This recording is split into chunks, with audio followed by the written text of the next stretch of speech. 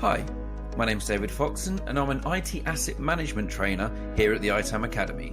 Welcome to our 2-minute ITAM tips for IT Asset Management professionals. Today, we're going to be discussing everything you need when disposing of your physical hardware assets, and where you need to store them and why you need to capture important data sets. So the key data sets that you need to capture when disposing of your physical assets mainly evolve around auditable evidence that you've disposed of your assets in a legal and environmentally friendly way.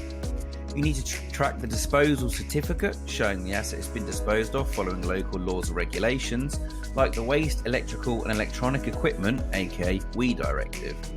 The data destruction reference from a technology like Blanco is also required, and also the dates in which you physically disposed of or sent off the assets to be destroyed. This shows that they are no longer part of your organisation's asset portfolio.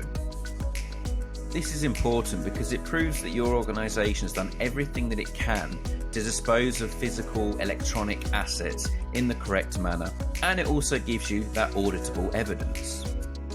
Great, you have some end-of-life destruction data, but what do you do with it now?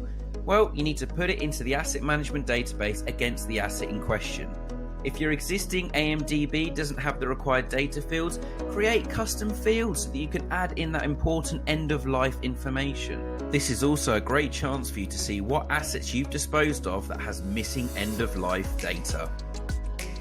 Once you've gathered that information, you've put it into your asset management database, you can close off the end of life for that physical asset, knowing that you've disposed of it in the correct way. Thanks for watching, and we hope you see you next time on more 2-minute ITAM tips from the ITAM Academy.